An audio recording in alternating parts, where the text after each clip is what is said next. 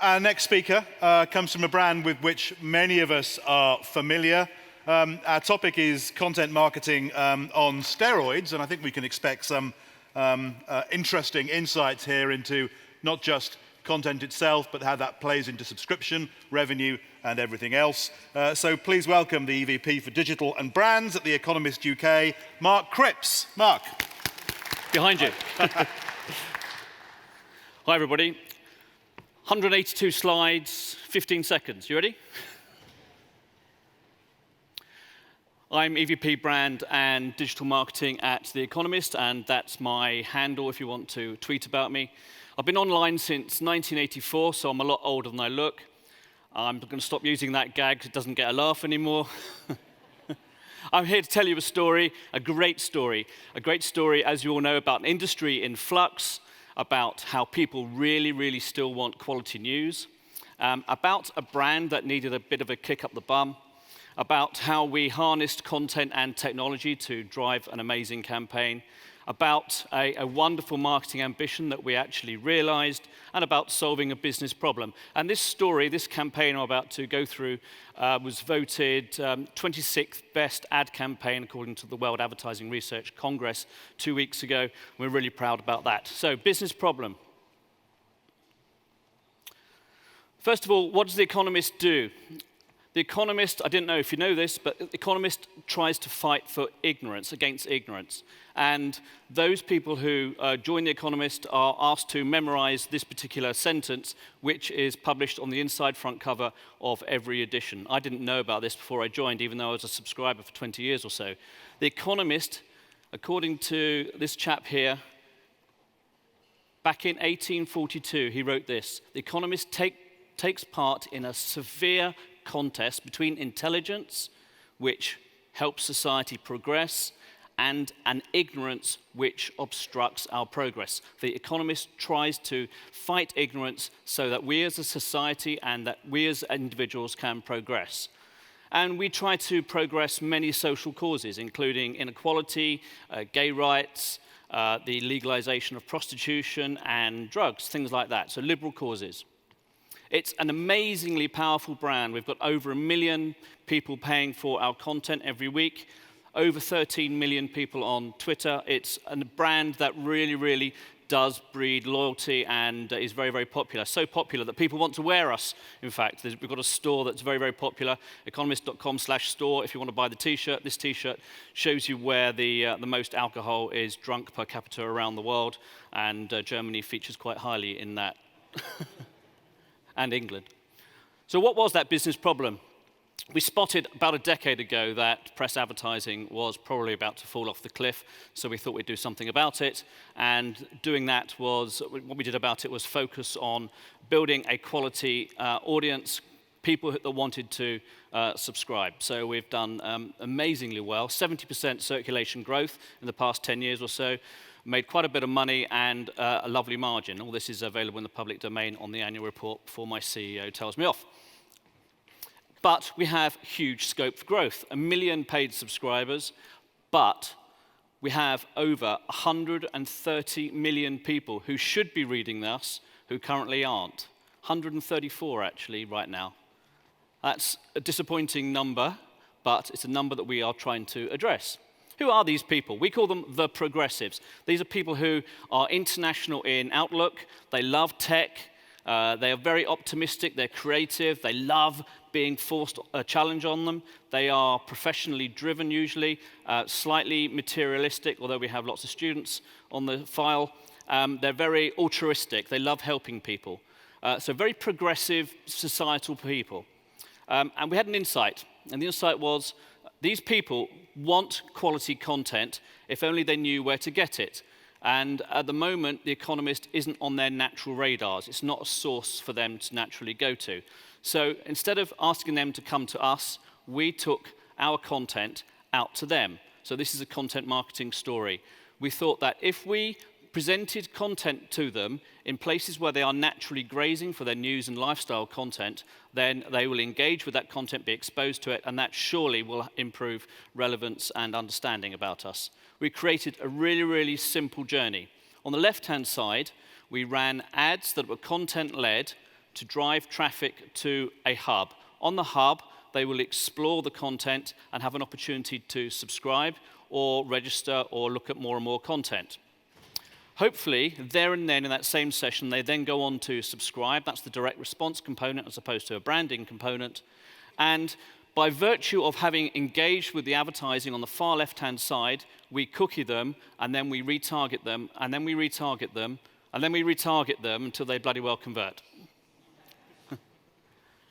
The clever bit in all of this, that's nothing new there, is we used our first-party data using a DMP at its very core to understand who the optimal audiences were. So we identified high-value subscribers from our first-party data.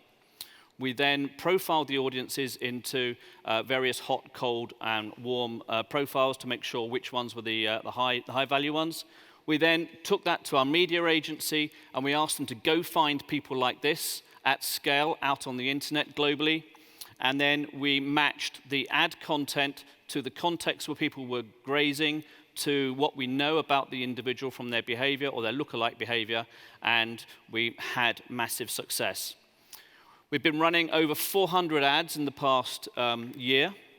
All of these are interpretations of content that exists already, and they are deliberately provocative in nature. Let's read a couple of these out. One in the middle there that's done very well from a click-through rate point of view is, there are plenty of gay bars in Africa, find out where. And obviously that's about the fact that in many countries in Africa, being gay is still illegal. Have American cops gone ballistic? What's the best way to relax? Is it Schubert? Is it shiatsu? Is it a shotgun? And the article actually talks about people who have guns, sadly, are very relaxed, most of them anyway, except for the nutters. So these are provocative ads that drive a response, and then when people do engage with them, then we have their cookies and we retarget. Thousands and thousands of executions, variants of those 400 ads have been created in the past year, including high-impact ads. These are direct buys. Display ads and blipverts, normally bought in a programmatic, on a programmatic basis. We've also gone into social, mobile, and native. The ad in the middle is a particular favorite of mine. I'll go back and then come back in again. Ready? This is called a blipvert. It's 10 seconds of ad, which summarizes the article up very, very succinctly. This is an article about an app like an Uber app that's available here in Germany, which helps you find a prostitute should you want one, and helps the pimp optimize their resources. So we wrote an economics-based article about prostitution, which did very well actually for us. So if somebody is reading an article, we use the system to understand what the content of the article is. Then in real time, the system serves up an appropriate ad. You click on the ad and you go to the hub. In this instance, someone's on HuffPost and is talking about, this article is talking about how you need to switch your sleeping positions and your sexual positions if you've got a bad back. And the headline says, bad back, do it doggy style. And if you read the article, scientifically it's proven that that's the best way to have sex if you do have a sore back. Not surprisingly, that got quite a few clicks as well. You land on the hub. And then, as I said, you can explore the content, you can subscribe, or you can register. Very, very simple user experience, categorized in 3 very clear calls to action. Why The Economist? Try The Economist, which is register, or Buy The Economist, which is subscribe. If you want to go and have a play yourself, the URL is discovereconomist.com. As I said, should people engage with us in that way, we then retarget them until they convert. And we have a system that is very sophisticated now and understands the appropriate cadence and mix between, and the number and the frequency and the duration of ads that we serve them. So it's a mix of price-led and content-led ads, which get served to them typically 5-7 times over 12 weeks. Have we been successful? In addition to the wars we've won, yes, we have. We smashed our targets. Return on marketing investment was 10-1 in the first phase. It's gone up a lot since then. The prospect pool has gone up 8 times the target. We've actually generated 10 million new people to hit Economist.com. That's new people we hadn't seen in the previous 6 months. And conversions have gone up nearly 100% based on previous campaigns and on our targets. So we're very, very happy with that. Not only are the hard issues doing well, but the soft issues are doing very well as well. For example, in this slide, you can see that people exposed to the ads were 113% higher, more likely to pay for the content than those not exposed. So very, very pleased with the soft metrics as well. What have we learnt? A high click-through rate doesn't necessarily generate conversions. So, for example, the highest click on this slide is generated by those prostitution ads. It generates lots of traffic, of course, but it didn't necessarily drive subscriptions. A boring ad about retirement, and the ad there you can see has got the slippers on it, that drove by far and away the highest number of subscriptions, but only mid-weight in terms of click-through rates. And our learning there is, just like we saw from the previous presenter, we can't actually dictate up front which ads are going to work. So what we do is we pile loads of ads into the system and let the robots decide which ads are going to work. It's quite hard for a marketer to let go in that way. And that's because programmatic is becoming more and more efficient. We've learnt that over time, the cost per acquisition, the CPA, can plummet if the machines are allowed to get on and do their thing. And we have seen CPAs go from £1,000 plus to tens or even single pounds in the programmatic domain, thanks to the efficiency of the system and the system learning and learning over time. We've also learnt that if budgets ever do get rephased or cut, then we must keep this going because the learning disappears otherwise. So my advice to you is keep it ticking over. We've learned lots about the prospect base as well. So as I said, it takes several hits before someone converts. So 5, 6, 7 times we need to impress on people, and it can take up to 12 weeks, sometimes a bit longer. Because of the rich data we're gathering, we know what interests people. We know what they do as a consequence of being exposed to the advertising. We know when they responded. We know where they came from. So obviously, we put more and more money into those channels.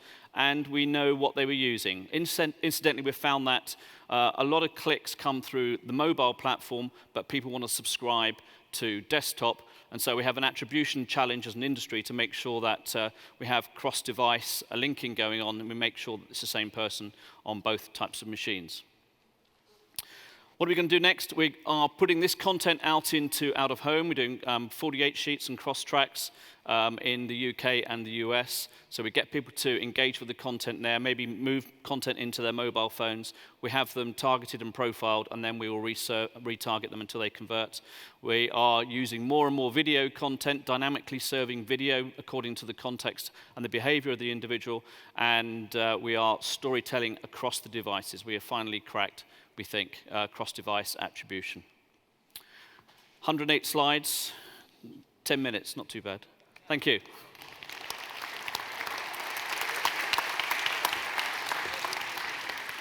Thanks, Mark. We've caught up a little tiny bit, so if there is a quick question, we probably have time to take it. Do raise your hand. And just a quick one from me then. The retargeting piece, is the one over there? Sorry, I don't want to interrupt. If we've got a gentleman over there, if we could rush it round. And here it comes. Give us your name and organization, please. Sure. Sir. Josh Rucci from Bloomberg. Mark, great presentation. Thank you very much. I was curious about your Economist Espresso app, which is terrific, and it's sort of a light experience versus the mothership that is your broader. £2.49 a month. Exactly, right. I don't pay that because I'm a full subscriber, but I was curious as what you're seeing conversion rates in sort of a lighter subscription and going into the full subscription to the publication, digitally and print. Yeah, sure. They are two discrete products, two discrete audiences. However, if you are a subscriber, you get it for free, as you said. What we've learned is that the portfolio is structured such that those people who don't subscribe to the main product as a result of this process, in the final round of advertising, they get presented with an invitation to subscribe to the Espresso, which they tend to do. Okay. Right, that's all we have time for, I'm afraid. So can I ask you please to thank Mark? Mark, thank you.